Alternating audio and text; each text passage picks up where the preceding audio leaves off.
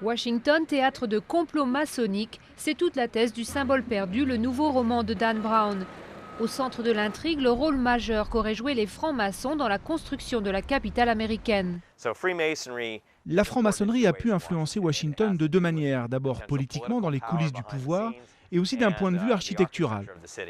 Exemple architectural, la pierre angulaire du Capitole, le siège du Parlement, posée en 1793 selon le rite maçonnique.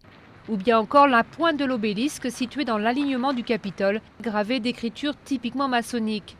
Même le plan de la ville témoignerait de l'emprise des francs-maçons. Exemple ce compas qui apparaît lorsque l'on connecte la Maison Blanche au Capitole et le Capitole au mémorial du président Jefferson, ou ces deux actes perpendiculaires entre le temple maçonnique, l'obélisque, le Capitole et le mémorial du président Lincoln. Autre élément dissimulé au cœur même de l'emblème de la démocratie américaine, sous la coupole du Congrès, une étrange peinture centrale à l'intrigue représentant George Washington, lui-même un franc-maçon.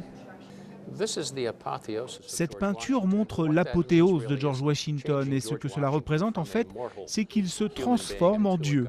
Tous ces indices prouvent-ils que les francs-maçons sont les maîtres tout-puissants de Washington? C'est ce que découvriront les lecteurs du Symbole perdu, un ouvrage qui devrait plaire à tous les amateurs de théories conspiratrices. De son côté, le grand maître des francs-maçons de Washington relativise. Pour lui, son ordre a pour but d'aider ses membres à se développer personnellement. Pas question d'essayer de dominer le monde.